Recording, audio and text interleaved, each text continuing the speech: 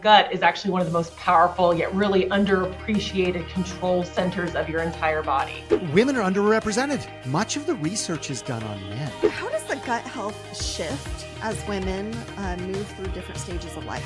By the time you're in your 30s or your 40s, you have dealt with more stress. Micro meaning small, biome meaning living environment. Bio is like. There's microbiomes everywhere. And so it's all of these organisms that are specifically adapted for the area of the body they live in to perform certain functionalities. Trillions upon trillions of bacteria inside my body, outside my body. And a large part of my health is determined by how healthy I keep.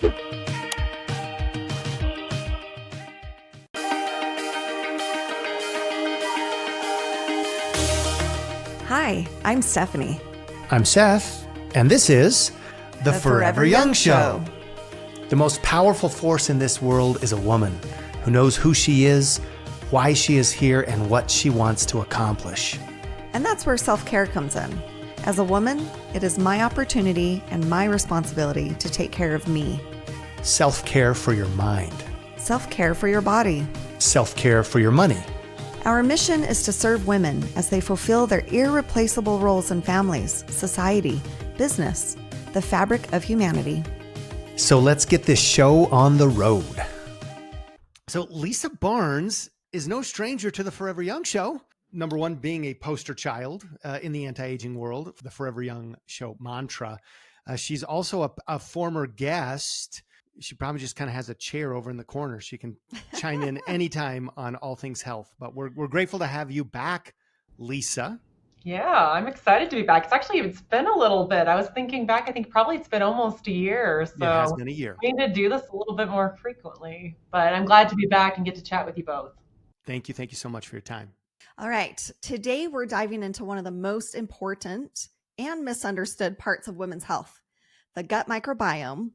From energy and mood to skin and longevity, it all begins in the gut. Our guest today and former guest, Lisa Barnes, is in the corporate world, in the world of science. She is an acting, engaging vice president of product development. She's here to help us unpack the science, the myths, and the daily habits to keep our bodies and our lives in balance. And that all starts with the gut, the microbiome. So Lisa, thank you for being a resident guru on all things microbiome this week. Oh yeah, no, I'm always glad to jump on and get to share a little bit more of another area of the body that, especially one like this, that is so impactful for all areas of health, especially for women. Absolutely. And there is a ton of information. It's been going on a few years. Honestly, we've been talking about the gut, and we're going to, again, we'll unpack that today. We'll be there while you unpack. But I think it's also like misunderstood, right? Mm-hmm. It's misunderstood. It's just one of those things that we hear about in the marketplace, but people don't necessarily know what that means. Oh, gut microbiome. Yeah, I'm eating my broccoli. Yeah. Kind of a thing. It's one of those things that's often oversimplified as well. And I think as with anything in our bodies are incredibly complex. And there's so many things working just in tandem in order for your health to be running at like full speed. And so I think we tend to oversimplify the gut and the gut microbiome when really it is this complex and dynamic organism. And so that's what makes it such a rich field for new research and just such a kind of a route to be able to address like what's going on in your health. Awesome. Well, we've prepared just we know where we want to go with this episode. There's a bunch of things that we want to answer for our listeners. Again, debunking some myths, giving a foundation so that they, without getting super sciencey, geeky, nerdy, help us out here. Got it. We know that you could go there, but giving people a basis to build some healthy decisions for their gut microbiome. Well, just to clarify, like I would be okay with that, geeky, nerdy part. The science is my favorite. So. Oh yeah, no, I think there's a time and a place for all the things. But today we're just going to go like, what is the information you want to tell your best friend? I think about it like after we record this episode today, later on today, I'm going to go for a run with my best friend. Like if I was telling her about the gut microbiome, what are those words that she is like a stay-at-home mom would resonate with her? That's the vibe we're going for today. We can go deeper another day. Awesome. And hey, if either of you two want to geek out, you do have a hall pass. I'll just say you've got a hall pass. Perfect. All right. So for women in their 30s, 40s, and 50s, why is the gut microbiome such a critical part of overall health, energy, mood, and even weight management? Yeah, I think one of the things people don't realize is the gut is actually one of the most powerful yet really underappreciated control centers of your entire body. And when you think about gut, you think mostly about digestion, and that's natural because that's one of the big functions of it, because it's where nutrients are absorbed and all of that. But there's so much more to it. Hormones are regulated there. 70% of your immune system lives there, like the gut microbiome, all of this community of bacteria that lives within your intestines and everything within has a hand in everything from how efficiently you burn calories to how stable your mood feels and even how your skin looks.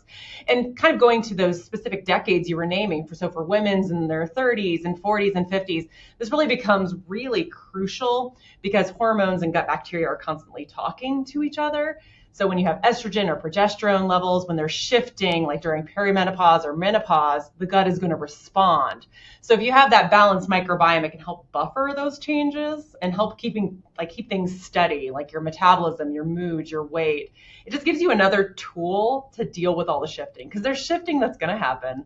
That's natural, that's normal as part of just growing older as a woman. But there are levers that we can pull to help make that change more gradual and easier to deal with, instead of feeling like you're jerking around on one of those old school wooden roller coasters where you're just like, oh my goodness, I'm going to pull my back. We want to make it a smooth ride as you're going into your older decades. Or, oh my goodness, we're going to die. That's what I think when you talk about one of those old rickety wooden. I mean, it's the ultimate thrill because you actually don't know if you're going to die. Exactly. You're like, will this be the time where it's not going to last? And that's how you can feel so many times. Because I think that we talk so little about women's health. It's still one of those areas, even just beyond the gut, where we don't spend enough time talking about it. So women are going into these changes having no idea what their body is doing. So every change is incredibly scary. And I think the only way that you can really mitigate that fear is education, and be like, hey, like, you're normal. This is happening to other women. Here are things you can do about it. Like, you aren't just sitting here passively having to let this happen to you. You can take control of your health. And so that's why I love that we're talking about this, because it's just such an area that people have been like, no, we don't talk about that, or we don't do research here. Like, women are just difficult. And what we're noticing is there's just such a rich field for research, and we can make such a difference to people's lives, from the physical to the emotional health. It's crazy that you bring that up, because this is something I learned this year for sure, 2025. And you alluded to it. When we look at much of the bank, right, of research in human health, and I don't know how this happens. Well, I do know how this happens, but women are underrepresented. Oh, so much. Meaning that so many of the studies, general health studies, in other words, whether it's a heart study or a kidney study, or, we all have immune systems, we all have endocrine systems, we all have lymphatic systems. Much of the research is done on men. Mm-hmm. Partly because we don't have to deal with having those hormone shifts or some of these other unknowns that we have in women. So they're like, oh, well, men are just easier, so I can get easier data to interpret. It's just easiness. Easier and faster. Exactly. You don't have to wait for the same day of cycle 1 month and then go to the next month on the same day of cycle to do, some more of the same research. Exactly. Because a lot of times you typically want to they want to do something quick. They want to have as least spend on their study as possible. But if you're having so many changes within your health within a normal month, you have to repeat months to be able to have a data point, multiple data points that you can actually compare. Because you can't compare necessarily always week to week. You have to compare more month to month. Yeah. All right. So how does the gut health shift as women move through different stages of life? Let's touch on that. Yeah. So when you're in your 20s, back in those days, your microbiome's pretty adaptable. But by the time you're in your 30s or your 40s, you have dealt with more stress, less sleep, and just cumulative toxin exposure. You've just lived more life, and it begins to shift that microbial diversity. So, and then as you continue to move into the perimenopause and menopause, you have those lower estrogen levels that can slow digestion and reduce beneficial strains. And that makes it easier for you to experience bloating and irregularity and weight gain. So really you have to be supporting your microbiome and increasing that diversity as you're going through all those different stages. You really want your microbiome to keep a lot of those characteristics that you had when you were in your 20s, and having that adaptability versus becoming a little bit more single focused on certain strains. So diversity is the key, and it goes down as you age. Gotcha. Perimenopause. The word. It's the word. It is the word. It shifts so many things. So let's talk about, I think there's a major disconnect, pun intended, between what people really understand the gut does. How is it even possible that your gut, and I guess what you're also saying is gut is not just digestion. Yes. And maybe I guess also important to know is that gut isn't just microbiome. And I think I want to touch on that for a second, because I think going back to oversimplification, we think it's just the microbiome. And the microbiome is incredibly important, but it's only a part. It's housed within your gut. And the gut also contains the structure. It's all the way from all the way to your mouth till all the way at the end of your digestive system. It's all that structure. It's all of those linings. There's peptides within it that help direct functionality. There's a lot of things happening within this gut environment that are much more beyond just a microbiome. So if you're only looking and focusing on the microbiome, you're getting an important piece, but you're not getting that entire large picture of gut health. And that's what leads to a lot of those diversity of functions that we were talking about earlier. It's bigger than a lot of us have ever thought. Yes, we were working on some things for our event coming up this week, and kind of looking at some of the comparisons. And it's literally, if you stretched out your digestive system, it's 30 feet plus long. So you can think it's about the long as a school bus, or the surface area is similar to a tennis court. This is a lot of surface area that you're dealing with. And I think we know that for some of our organs, like the skin, we're oh yeah, we know that's the biggest organ in our body. It's everywhere. But the gut is right up there with how much area it takes up within your body, how long it is, and how much of an impact it can have because of its connectivity with so many other systems in our body. It's one of those organs that if something's off with it, you feel it in just feeling off, or you feel it in symptoms that you can't quite explain. And a lot of time it leads back to something going on in the gut because it is so interconnected. Interesting. So we compare the gut 30 feet plus, from end to end, Yes. From the beginning to the ending, I guess. And then within that structure, we have the microbiome. Can Correct. you give us the really simple definition? Because, as I go back to the days in school, right? College, even high school, right? You think about the root word here, microbiome, micro meaning small, biome meaning living environment, right? Life, bio is life. Can you just give us the quick, easy definition in layman's terms of what the heck is this microbiome? Because we used to talk about gut health, but we really didn't talk about microbiome. True. It's true. And so microbiome, so simple definition, it's the trillions of microorganisms, including bacteria, viruses, fungi, all of that lives in and on our bodies. And I think the important thing to note as well is that microbiome, when we say it, we have to specify where. So the microbiome we've been talking about so far has been our gut microbiome.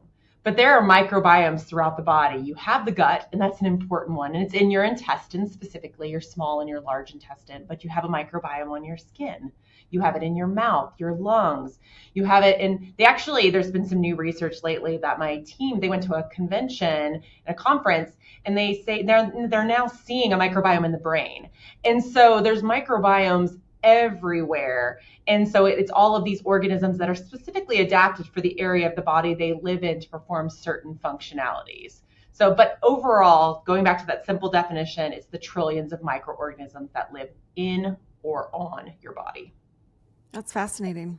I know, it's so cool. And they keep finding more and more areas of the body where these organisms live, and see like the different diversity that there is because of like what you need that body part to do and what happens when you don't have that diversity, and how that leads to a lot of just your body not functioning the way it should because you're missing those integral pieces that are so important for communication. Mm-hmm. Have they found any microbiome in or on the eye? I don't think they found anything specific. I mean, obviously it's around your eye, because you have skin all around it. But I know they're always looking to see if there's additional organisms that they should be studying. So I'm sure that's one of the areas that they're looking into.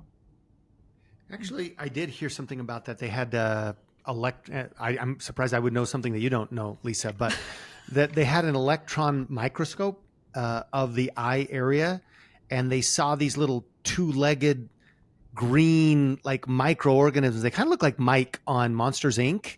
Yeah, And I think they were part of the gut of the eye microbiome. Yeah, okay, and maybe not. real quick, there's some new research coming up within this last within this year, kind of looking at some of the ocular surface. So it's on the surface of your eye, looking at specific bacteria that are about like 1 bacterium per 17 like of the cells. So they're definitely doing some new research in there to see if they can help kind of use it as a tool for alleviating symptoms within the eye area. So yeah, it does look like within the last year, there's even been a ton of research on that specific part of the body. So cool. You said fantastic. What did you say? Fascinating. I'm like, it's kind of freaky. It's kind of freaky that you have all these living organisms. Like we see it in the mammal world. We see it in the world of biology and zoology, right? You see little fish hanging around, bigger fish or whales. You see, suckerfish or parasitic type of fish, if you will. There's a biome. There's an ecosystem, and it's just like it's cool, but it's just interesting to think that there are trillions upon trillions of bacteria inside my body, outside my body. And actually, a large part of my health is determined by how healthy I keep those guys. Agreed. Well, and kind of going back to what we were talking about earlier, I think it's an area where there's more and more education coming out, but there's still a lot of unknown. And where there's unknown, there tends to be some more of that, like, oh, I feel a little bit creeped out by this, or I feel some fear because I don't know exactly what does it look like? How it does influence my health, but exactly how? Like, how do I prevent it from negatively impacting my health? There's a lot of questions that people have, and that unknown and that uncertainty leads to that fear. So it makes it so important that they're doing more and more research on these different microbiomes and how they're all connected and how that plays into the larger picture of health. Because the more education we have, the more that we can positively influence things and make a difference versus just passively letting everything on the outside impact that and then negatively impact our health. So funny. I have said it on this show, right? Fear spawns where there's ignorance. And I just proved that. So I'm not going to worry about it. Take comfort in that we're not going to be diving into parasites on this episode. Exactly. Yeah. Amen. Let's move on. Trying to Let's move on then. Let's move on before we get alien on everybody. The sciencey part of me loves it. I love finding out more about parasites. And it's so cool to see like the new research that's coming out. Like Christina on my team is the one who went to the conference, and she was writing me messages back and forth. She's like, they're talking about the microbiome and they found it here and they found it here and they found it here, and was sending me research papers. Because once again, we've been focusing very specifically here on the gut microbiome because that's just where our area of focus has been. But kind of finding out these new other connections is just fascinating. The other thought that does come to me is, wow, you talk about, and I've heard this lately, the microbiome of the skin. And again, in the gut, wow, all of the toxic lifestyle, number one, the toxic environments we live in, the toxic products that we put inside, we ingest, and that we put on the outside of our bodies, and all of this petroleum-based approach to quote unquote health and protection I can really see that absolutely decimating living organisms, the biome, the environment, on the outside of the skin or in the Well, I inside of mean, the body. it's how you're losing diversity. I mean, only the ones that can kind of survive that Mm. environment. And it definitely selectively favors certain organisms over others. And then you're allowing opportunistic organisms to invade. And so I mean, skin is one of the easiest areas to see it. You see it in acne. I mean, you see it in other disorders of the skin where you have that imbalance of those microorganisms and these opportunistic organisms come on in. And then you're seeing increased inflammation and just irritation. And then the skin starts reacting. And so you're having big scabs from psoriasis and all these different things. It just sets off just this cascade of negative effects just because you don't have that diversity that you should. And it all stems from kind of killing out that diversity by what we're choosing to either ingest or put on our skin or the environment we're living in. Okay, so I have a question since we are on the topic of skin.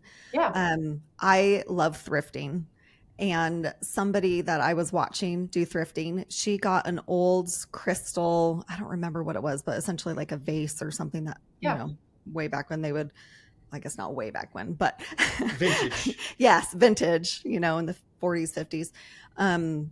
And she said, just be careful because there's lead in crystal around that time. Mm-hmm. And people were talking about how they put mouthwash in it when they find those crystals and then they swish in their mouth, or she puts her bath salts and oils in it and puts it, soaks in the bath. And I just couldn't help but think, but won't that soak into your skin? And she was saying it doesn't. Any thoughts on that? I mean, anytime you have any heavy metals that are in a product and you're adding things on top of it that have any sort of solubilizers or could potentially cause them to leach out of the vessel, there always is the potential for there to be contamination. And it's just something you don't even want to risk. I mean, it's something beautiful from the past and you can display it on your shelf if you want that. But for something where you're wanting to ingest or put something that could potentially impact your health in it, like going with something that's more sterile or something that you're not going to potentially introduce any of that is the better way to go, because there is always that possibility that anything could leach in, especially with age. That's what I was thinking. So thanks for Yeah, clarifying that. No extra charge for that Q&A. exactly. Just some Oh. thrifting advice. All right. So, what symptoms or daily signals should women look for that might indicate their microbiome needs support? Mm. So, I mean, some of the obvious signs really are like digestive symptoms. If things are out of balance, like bloating, gas, constipation, heartburn. But I think many of the more non-telling kind of those clues or signs are non-digestive. So if you're just feeling off in ways that you can't really pinpoint, you're having fatigue, brain fog, restless sleep, mood swings, all of that could mean that your microbiome is really struggling. And then once again, going back to the hormones, as your hormones are shifting, all of those signals can be amplified because of those hormonal fluctuations that are directly affecting the gut. And so some of the things that you can be looking for is like new or worsening bloating, like unexplained fatigue or brain fog, increased sensitivity to foods or caffeine, like cravings for things you shouldn't have, like the sugar or refined carbs. You're crashing in the afternoon. Your skin changes. That's a huge one because you see a lot of it in your skin first. You're not dealing with stress as well. It's impacting your cycle. You're having just that sluggishness in your digestion. All of those. So there's lots of different ways that the body tries to send out alarms that your microbiome is out of balance because of how connected your gut is. So if you're experiencing any of that, one of the first places to look, instead of just dealing with the symptoms at hand, because one of the things that's really easy to do is just be like, oh, I experienced this thing on my skin. I'm going to put a cream on it to take care of it. And that will help with the inflammation, or it will help like the short term, but it's not actually getting to the root of why you're experiencing this on your skin. And so going to the gut at that point and being like, oh, I probably should do something to bring this more into balance is a much more long-term sustainable approach to dealing with the root of what's going on. We can basically treat the microbiome as the roots, just like you said, helping us get to the root cause instead of treating symptomology. Oh, I've got gas. Let me go get this over the counter medicine, or let me go to my doctor and my physician's going to prescribe me a temporary medication to get rid of this symptom, bloating or whatever. It's just so interesting to me that we in the West have become so dependent on solving this symptom that we really ignore the whole root cause of things. And it's just crazy to think that your eczema could be linked to the fact that you're a little light on diversity in your microbiome because you've been downing in and out fries or whatever, right? Or you have some sort of sensitivity within your gut. Like a lot of times for kids, if they're having eczema that they're dealing with, it's kind of showing that maybe they can't handle dairy or they can't handle whatever else. And instead of, once again, just putting a cream on it, you're like, let's explore this a little more, because you should be at a point where you're having to do something that's a short-term Band-Aid constantly. And there's always a place for some short-term Band-Aids. If you're in incredible discomfort, like a lot of times you need to take care of that immediately. But I think we forget so much, like once the pain is gone or whatever we're dealing with is gone, the bloating, we're like, okay, we're fine. And we just keep going on until it comes up again. And then we do a short-term solution. Like the Band-Aid is supposed to be the Band-Aid until we can get to the, like, what's actually going on. It's a bridge, but you need to continue the conversation. You need to be curious and figure out what's going on. You can't just be like, oh, I'm not feeling it right now, I'm just moving on to the next thing. And I think that's something that's just an approach that, especially in the West, that we have to our health. Once it's out of sight, it's out of mind until the next thing comes up. And then you don't realize, you're like, oh, I've been using this cream every week for a year, or I've been living on these like pills that are helping me with gas, but I'm only using them once a week, but it's been 52 times over the past year. We don't often step back to look at the big picture of how often we're having to do things. It's not like it's a one-time thing. It's because something long-term is going on in our body. So completely agree, Seth. Like, we don't think of, like, let's get to the solution, the root of it, instead of just dealing symptomatically. Well, let's talk real world balance, okay?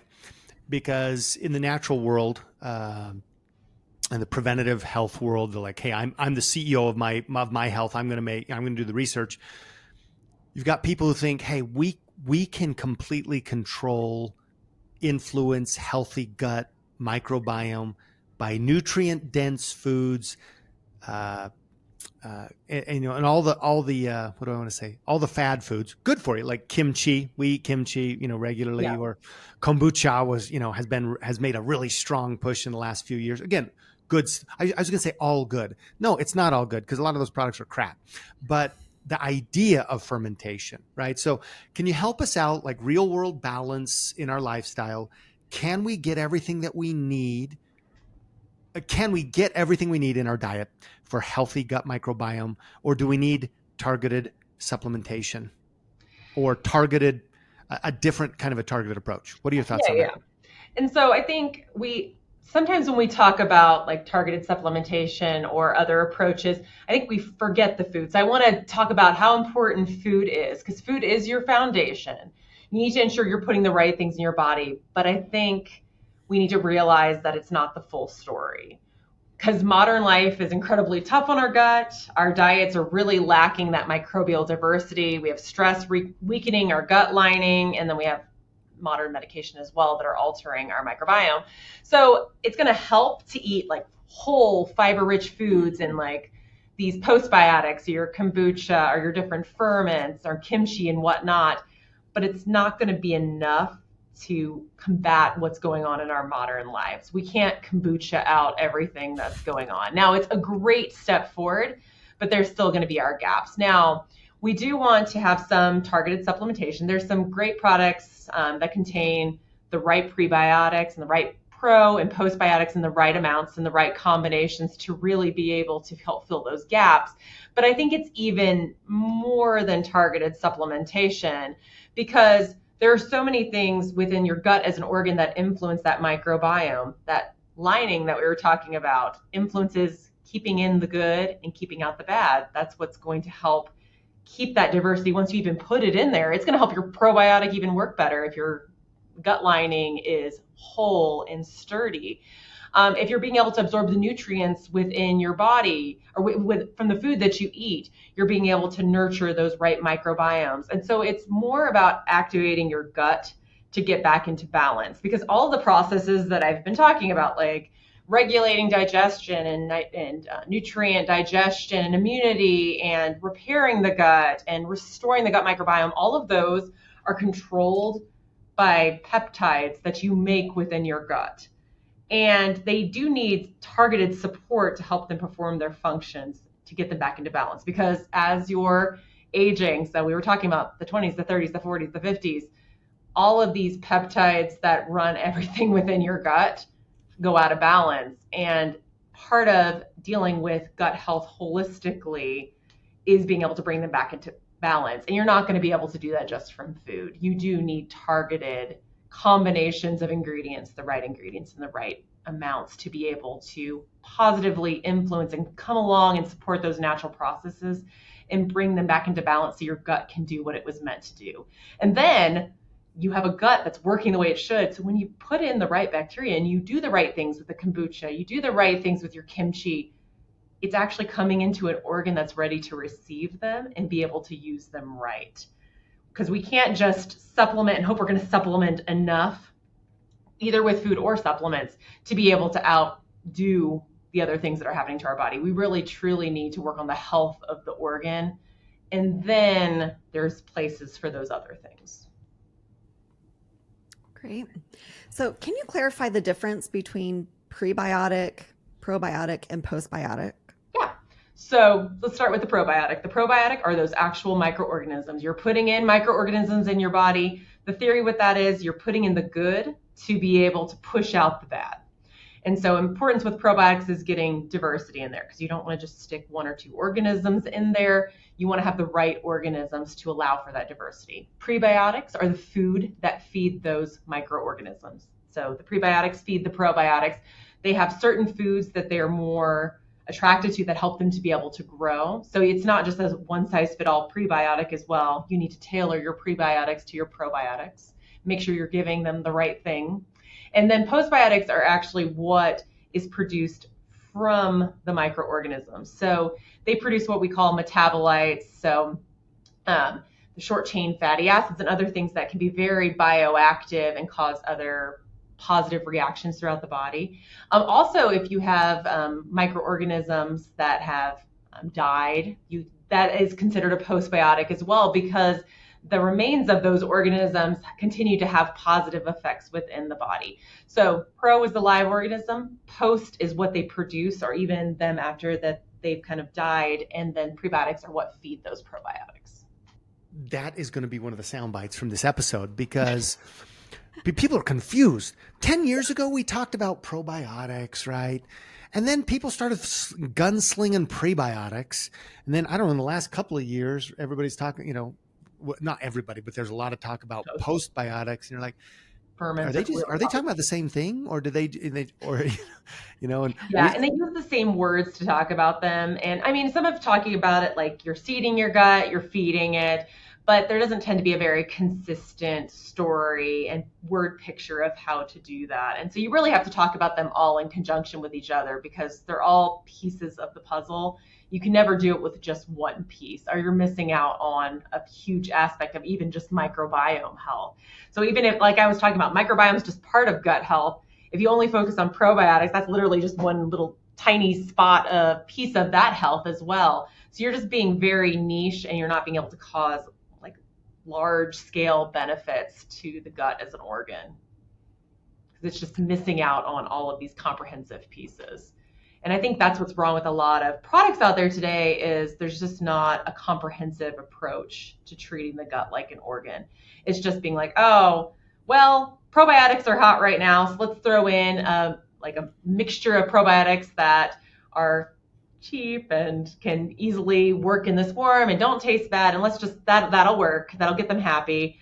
We'll give some prebiotics that hopefully won't make them like gassy or anything. Let's just throw those in there. And then probiotics, postbiotics, they don't even really talk too much about the benefits. They're just like, if I talk about it being kombucha, it's trendy enough. They kind of try to write off the trends versus actually talking about the science of how they work. And so that's such a danger with, well, any area of health, but with gut health, when they get trendy, I think it stops becoming about the science and it becomes about buzzwords that people are like, oh, I think I know I need that. And so then they just take it, but they don't understand why they need it, or like whether what they're putting in their bodies is actually a good version of it. There's just no differentiation there. It's just like, oh, it hit my buzzword, I'm going to use it.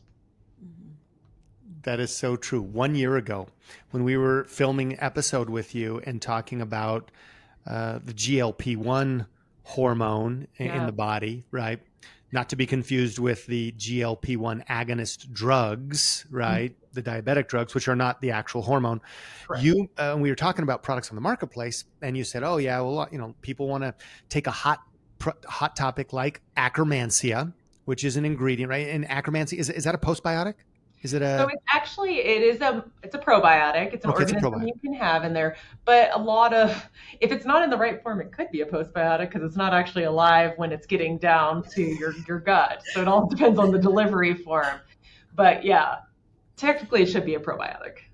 So you mentioned that, and then of course over the last year, even literally, I think within the last 48 hours, I get targeted for an ad saying, and you know what you really need? Maybe you've heard of Akkermansia, right? And I see this hyper focus, even in the supplement world, where we're going to take either just a trend, or a marketing buzzword, or a marketing, product. I'll even call kombucha a product, right?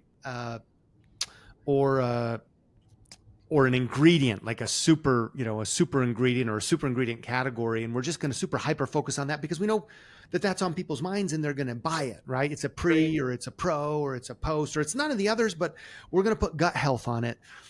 And we seem to be getting even more hyper focused. We've almost focused so much on one tiny thing, kind of like we do in the pharmaceutical world, where we're going to focus on one target. We're looking for one response and we're going to hammer that home. And we're completely forgetting that the body is the hero. Mm-hmm. The body wants to heal. The body has the power to heal. The body has the code to heal. It knows how to heal.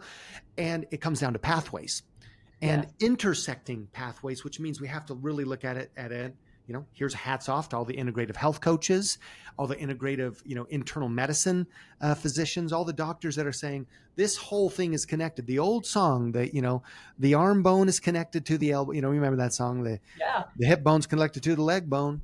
And so I appreciate it when we have conversations like this, where we're really talking about the body as a whole, as an interconnected. Now we're talking about it as, it's almost like we're looking at the multiverse, right? We've got us, and then we've got the little organisms on us and the little organisms in us, and realizing that whole thing has to work together. And so you really you just got to be aware that it's not just about one tiny little supplement or one tiny little drug or over the counter or pharmaceutical that's going to solve the problems, because it's not.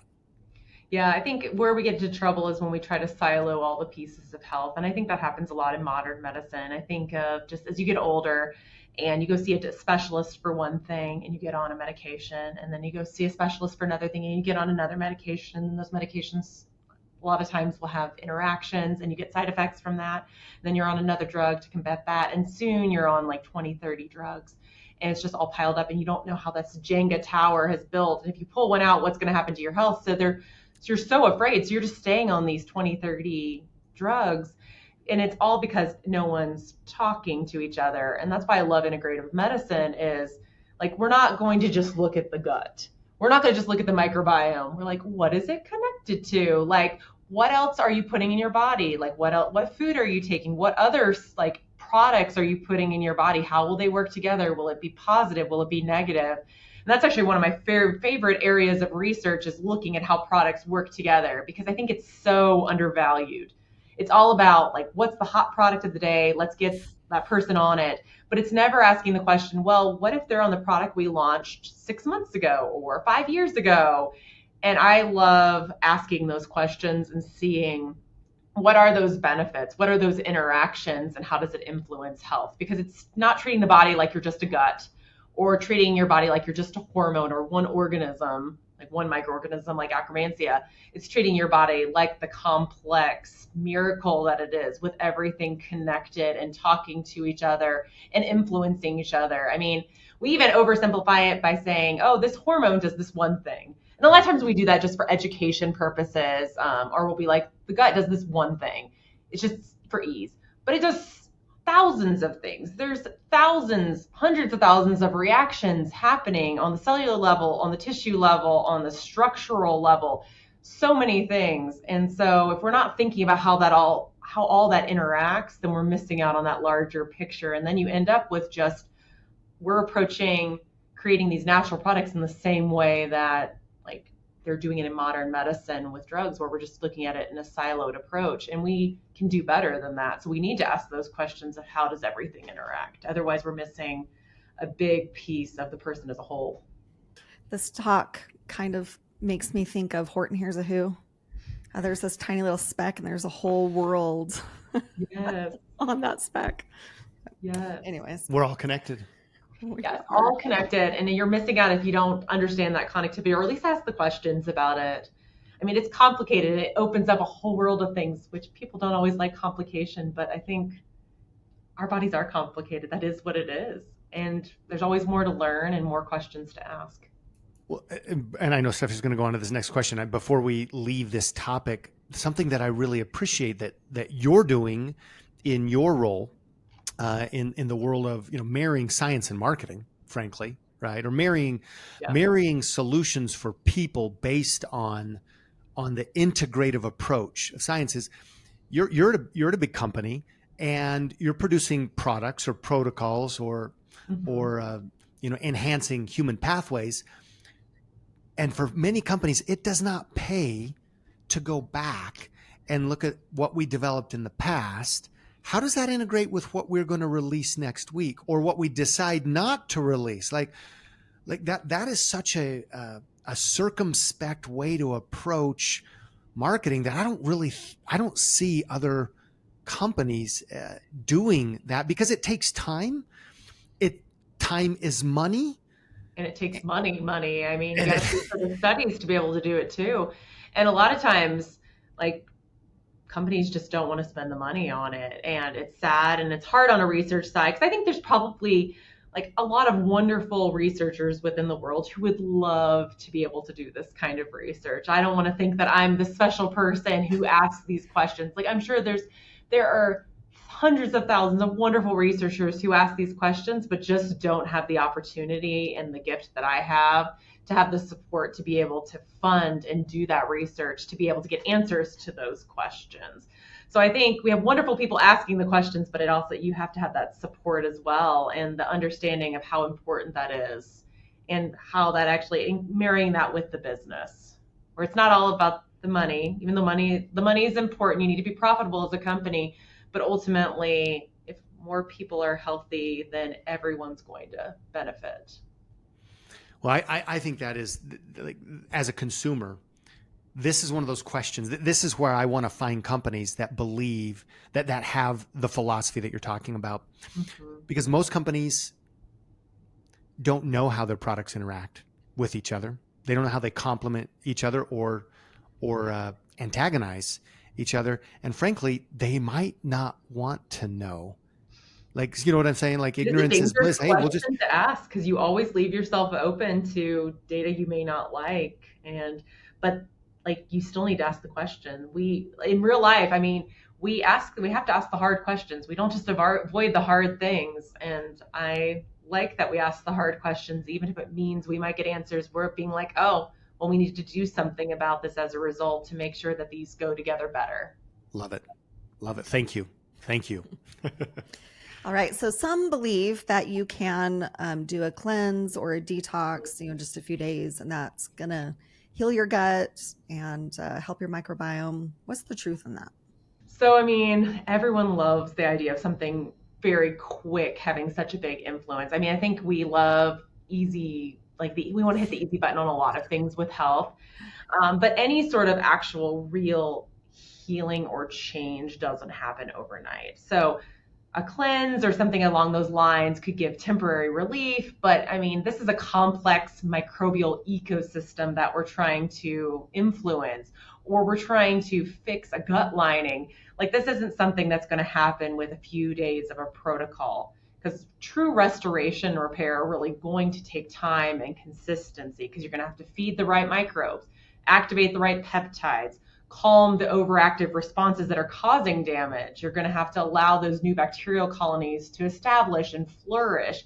And so all of that does take time. And we just need to know that the things that matter, it's worth spending the time on. And one thing also that's important too with gut, just talking about time, is I think when you start doing things with your gut can respond in lots of different ways. You could maybe feel a little bit more bloating starting out, or you could experience a little bit of discomfort starting a new product, even if it's doing the best thing in the world for you, because you are adjusting an entire ecosystem, and it's not going to happen in an overnight setting. And so there also needs to be some patience of, I might have some adjustments happening here, and that's okay, that's normal. It's all going to, over time, be able to balance, and it's going to be overall for my long-term good. So having patience to know that it'll take a little bit for things to work, because there has to be big change, and that there also may be these bumps that you have to deal with along the way, and that's just normal for health. Just got to realize all the good things in life require time. They do. And I mean, one beautiful thing about the gut, though, and the microbiome, is that it is one of the things in the body that can be more easily influenced in a quicker time frame, because which good and bad, because bad is that the bad things that you're doing for your gut can really quickly influence it. Like, if you have to do a course of antibiotics, I mean, that's going to drastically shift your microbiome in very quickly. But on the good side, your healthy choices can start influencing it. But once again, that true healing and restoration does take time. So let's dive into the world of products. We've kind of been on the edge. We've set a foundation, talked about antibiotics, prebiotics, probiotics, postbiotics. Let's talk about products. Let's talk about what's out on the marketplace. Let's talk about some innovation. And I think most importantly, let's talk about how we can make empowered choices as consumers. What should women look out for or avoid in many of the gut health products on the market today? So what I want to start with first is you want to look for, and I guess it's more on the positive side, but you want to watch out for those gut products that have no science behind them, that are just trying to use those buzzwords like we were talking about earlier. They're using all the right words, but they're not connecting to any studies, or they're not telling you exactly how they're working. They're just using kind of those buzzwords to pull you in. They have nothing on their website that explains how they work. Going to some of the ingredients you should probably look out for would be like artificial sweeteners, because those artificial sweeteners can disrupt your gut microbiome. So they're going to cause a lot of the symptoms that you're looking to probably reverse by even taking a gut product. You're going to have worsened bloating, gas, altered glucose metabolism. Like, it can negatively impact those beneficial bacteria. Excess sugar can do the same thing, and you can actually feed harmful bacteria or yeast. I know that's a big thing for a lot of people, which once again worsens everything that you're experiencing. You want to look out for probiotics that are only focused on a couple of strains. We talked about diversity earlier. We want diversity. We want multiple organisms. We don't want just a few targeted strains. Gut microbiome is not about the targeted strains. It's about the diversity. And I think we need to remember that. We want to look out for like non-quality ingredients. So if you're whatever company you're working with, you need to inherently trust their quality procedures, that they're picking the right ingredients, ensuring that they're going through the right testing, so that you're having, well, on the probiotic side, you have probiotics that are alive, that you have ingredients that don't have heavy metals in them or other irritants that are not on the label.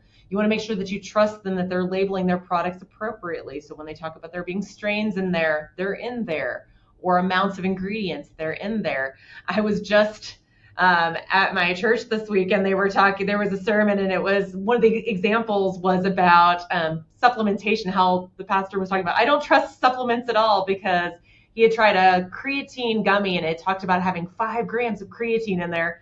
And I started laughing from the audience because I was like, you can't fit 5 grams of creatine in a gummy. You would have to take so many. He's like, but I only had to take 1. And I was like, no. And he's just like, but then I read these studies that they didn't even have that amount in there. And I'm like, of course they didn't.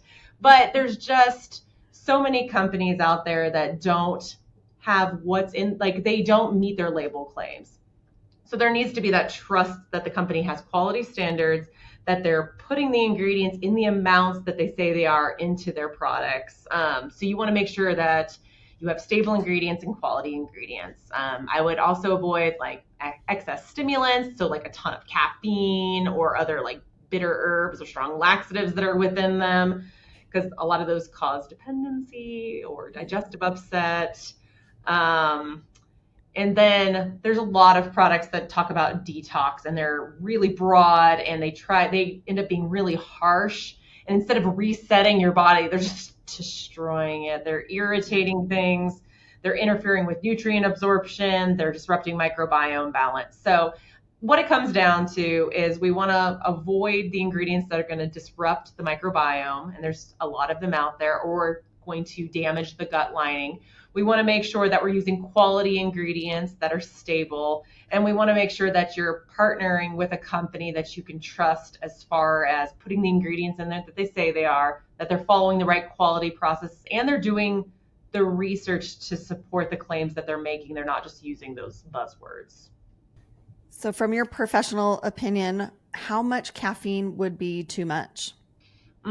Well, as far as caffeine total, as far as safety, we tend to say that 400 milligrams is the max that we would recommend for a day. I tend to stay lower, but that's kind of where that safety limit comes in. And especially if you are dealing with more issues within your microbiome, I would keep it on the lower side. So one thing that I've seen for, oh goodness, I would say decades, although we didn't refer to it as microbiome health or gut health at the time, but today I would think would fall within that, under the umbrella, is greens, right? Mm-hmm. So you've got all of the greens product. You have all of the greens products, super greens and, A greens and Z greens and everything in between. Mm-hmm. Can you put that in perspective for us? I'm sure, and I know that greens are an important part of some of that system, but like where do greens fit in, and what is the limitation when people are just buying their, whatever greens product? So I think what's important to know is if you have a greens drink, you're limited to what's in there. It's not a comprehensive approach to gut health. Most of the time it doesn't contain probiotics, prebiotics, postbiotics, digestive enzymes, other necessary pieces to holistically address gut health. They're kind of focusing in on one area because they know that people don't get the nutrients they need. They're not eating all the vegetables they should. They're living a life of convenience, and they need to do something to feel better about their life. So that's really where those drinks come in. Now, you do get some benefit. You get some roughage that kind of comes from that, some fiber that will help some. You're going to get whatever the mixture of greens is, whatever their bioactive components are within those greens, those could potentially be beneficial to your gut as well. But once again, it's a very limited approach to gut. And then you're taking that one product and you're like, oh, well, if I want to address gut health, I also need to add on now a prebiotic, and I need to add on a probiotic and a postbiotic. And it now becomes this really complicated system of multiple products, and you're like, but am I getting the right things? Is it the right ingredients in the right amounts? Are they going back to our conversation earlier, are they actually going to work together, all these products that I'm taking? You start adding a lot of guesswork into gut health, and a lot of people get either overwhelmed by it and don't want to do it whatsoever, or they experience a lot of negative impacts of doing that, or they just end up with a 5-step routine for their gut and they're like, this is not maintainable. And so greens drinks are inherently not necessarily bad, but they're very limited in scope. Now, there's ways they could be bad. I mean, if they have the ingredients that we were talking about earlier, if they are not, like they don't have the quality checks on the specific greens to ensure that they don't have those heavy metals or any other toxins or pesticides or things that are coming over with them, they could cause harm in that way. But if they do use quality sources, the right sources, even then they're still limited in scope. Gotcha. So buying my greens product at the big box store is not necessarily It's not a full spectrum approach to gut microbiome. And going back to what we were talking about earlier is that like gut health has been so underrepresented and so unknown that people are like, well, maybe that is it. And so they kind of go in not knowing that that's not enough. And when they don't experience the benefits that they're looking for, they're just like, oh, my gut must be too messed up, or they just give up on it altogether versus realizing that there's much better solutions for them out there that would actually comprehensively impact their gut health and really change how they feel. Awesome. That was for the greens people. Yeah.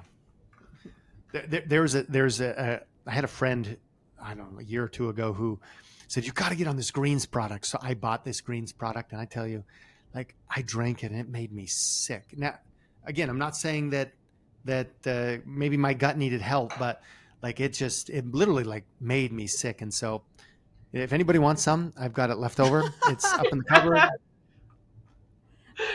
You can just come and pick it up. The address will be in our garden. The description of the video. Oh my goodness. So Lisa, what's the most exciting new science or discovery in the gut health that you're working on right now? So I think really where the new frontier is for gut health is not just adding those microorganisms, because I mean, probiotics and everything have been around. It's really activating communications. So we've been doing a lot of research. I kind of touched on it earlier about the importance of gut peptides, and there's so many. It's kind of funny. This shows just how much we know about peptides in general. If you just talk to a normal person, one of the people in my company asked, they're like, okay, if we're looking at gut and you're doing research on it, find me the one thing, the one master switch for the gut. And I just looked and I was like, what? I was like, you think the gut is that simple that I'm literally just going to influence one thing and it's going to change everything? There's just one magic switch.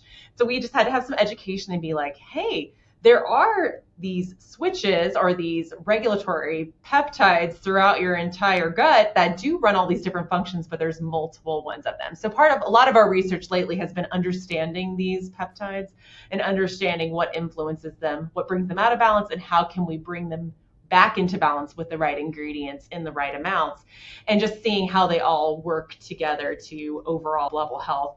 You can kind of think of it, if you've ever seen the movie Up, where they have the little girl and she has all the emotions up in her brain and they're all pulling the different levers. I see these peptides within your gut, essentially just a little bit lower, that control center. They're all pulling the different levers for different functionalities of your gut. Communication with your brain, okay, we got that. Immunity, we've got that. Digestion, we've got that. Absorbing those nutrients, regulating other hormones, repairing your gut lining. They all have these different functions.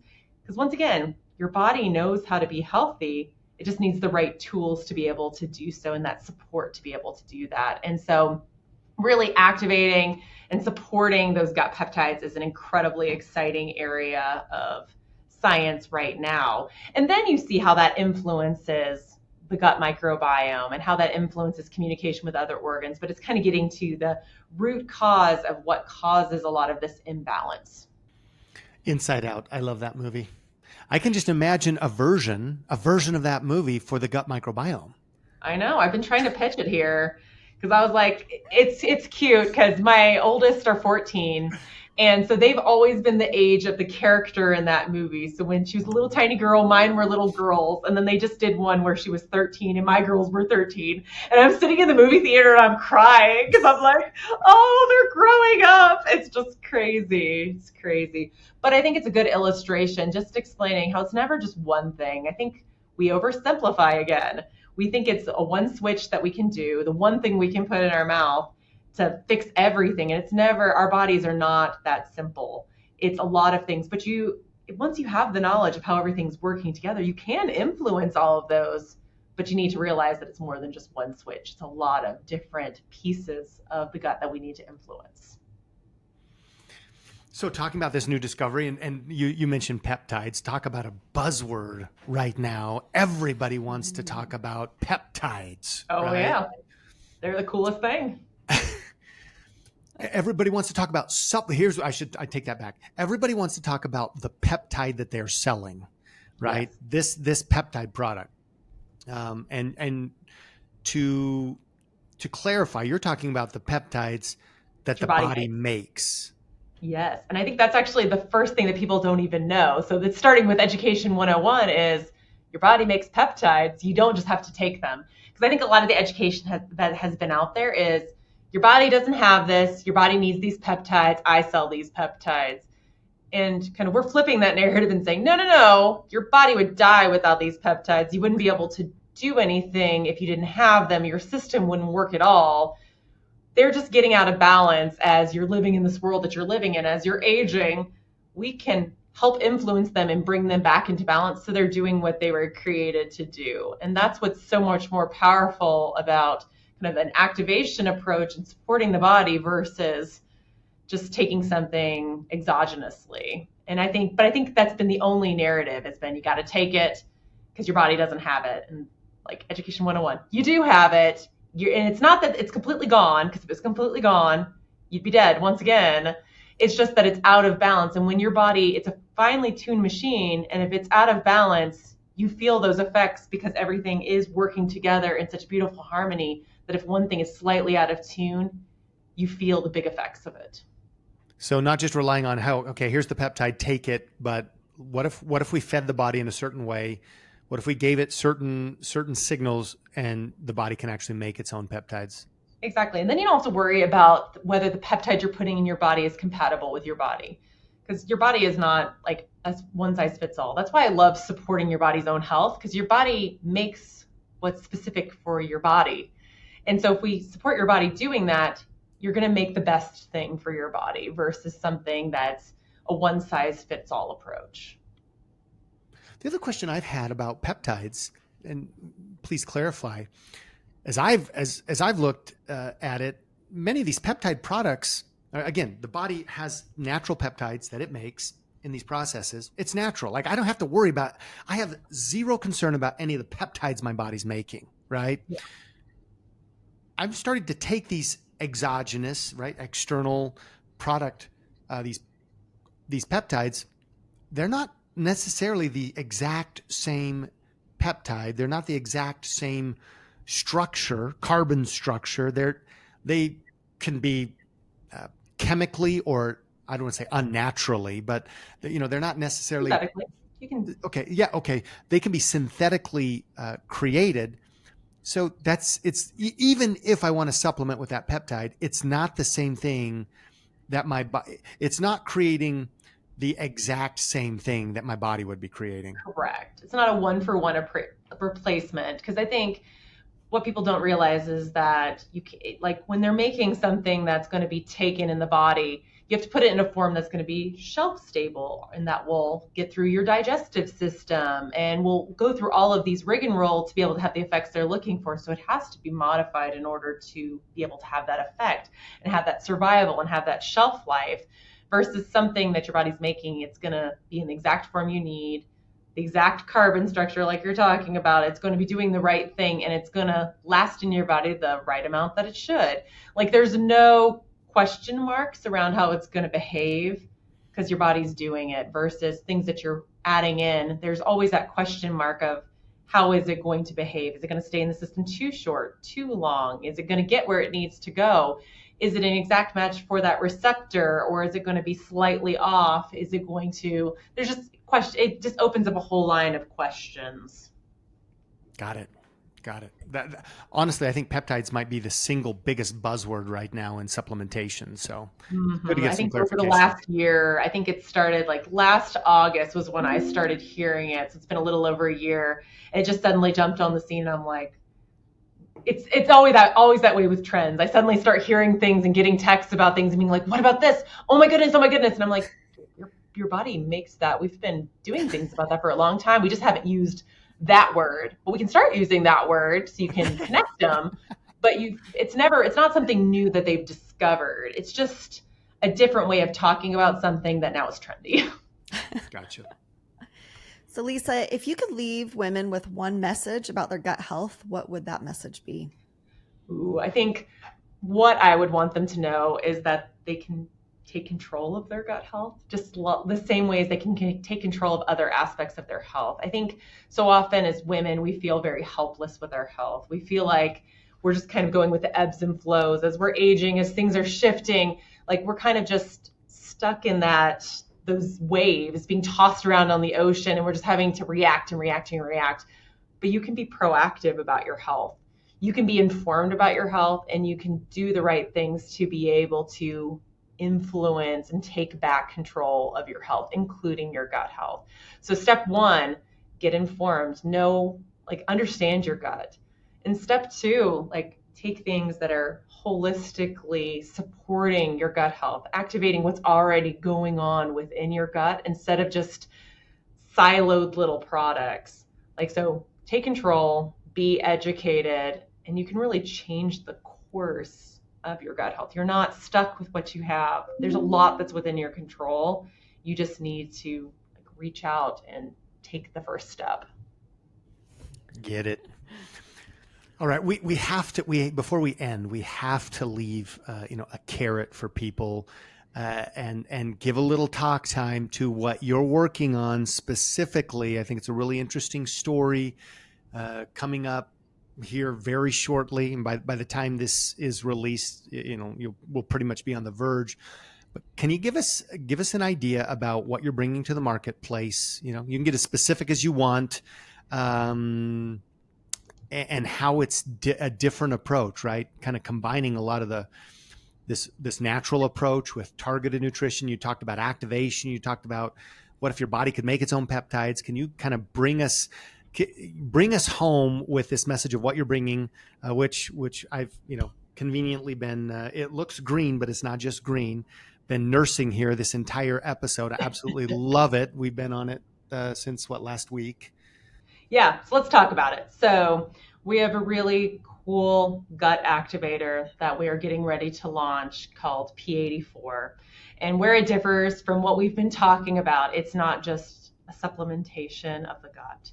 It's not just a probiotic, it's not just a prebiotic. It's actually the right ingredients in the right amounts to help your body be able to make the gut peptides that we were talking about earlier. It's really kind of going on the offense with your gut instead of being reactive or being proactive with your gut health. We're helping to activate the production of key peptides that are going to help regulate, repair, and restore balance to your gut, from the lining all the way to the microbiome. So this holistic approach that we've been talking about the whole time, that's what we've done with this product. Is we're not just focused on the microbiome, we're not just focused on the gut lining, we're not just focused on these different pieces, just on digestion, just on immunity. We're focused on these peptides that really control it all. And so there's going to be a lot of really cool research that it'll be out by the time we talk about this, but there'll be a lot of information around what peptides we do activate, where they're located, what they do. They each have their own specific functionality and control that they have within the gut. But I think the three things to remember with these peptides is they do those 3 R's. So we regulate, repair, and restore the gut. And with that, you are having that comprehensive approach to gut health that will help your gut be healthy as an organ and be able to then communicate with all of those other systems throughout your body, because it is that big communicator. It's your second brain for a reason. It's helping to keep everything talking. And when it's healthy, that communication is healthy between everything else in your body. So much more than supplementation, true gut activation, treating the gut like we would any other organ, and really restoring balance to what gets out of balance from the world that we live in. Can you give us just a quick synopsis? Okay, I don't want to say we don't have to go through any ingredient. Number one, what does P84 stand for? What's the significance in the name? So P stands for phytonutrients because there's a lot of wonderful fruits, vegetables, rainbow of color of them in there. And what's even more important about those fruits and vegetables is the reason they have their colors is because of specific bioactive chemicals within the natural bioactive chemicals that give them those properties, be it antioxidants or other protective mechanisms. And by imbibing those plants, we're able to impart those benefits onto the body. And they actually have a lot of activity within your body and influence your health very positively. And then the 84 comes from 84 different ingredients that we have between the two products. So it's a 2-product system called PhytoPower 1 and PhytoPower 2 that together make up P84. And between the two products, we've included 84 ingredients that influence different parts of this regulation, repair, and restoration of the gut. And so it's from your reds and your oranges to your greens. So for those greens people, we got your spinach, we got your kale, we've got your chlorella, your watercress.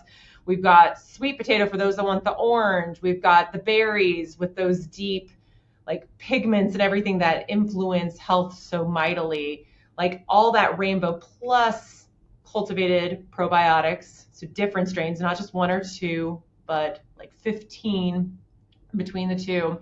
And then the right prebiotics to feed them, plus having those postbiotics as well. So, and digestive enzymes. So it's really a comprehensive approach to having the right things to supplement, but not stopping there, going above and beyond that to truly activate the health of the gut.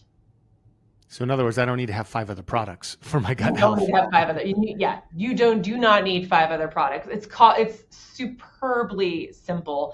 And one of the things we're talking about a ton is combining this product with our Protandim Nerve 2 Synergizer, which is the ultimate product for helping your body make its own antioxidants that are so much more powerful than any antioxidant you can take. So you combine those 2 products, one that gets to the health of the cell, one that gets to the health of the gut. So 2 humongous systems that influence everything throughout the body. And then you put them together and you just see those powerful synergies of how healthy cells make healthy tissues, healthy organs, healthy systems, and then a healthy body. So it's just incredible. So even with P84 on its own, it's incredible. But then you add this Protandim Nerve 2 and the cellular health to the piece of as a part of the equation, and you just amplify those benefits. Excited to bring it to the world. I know it's going to be incredible. All right. Well, I think that's it.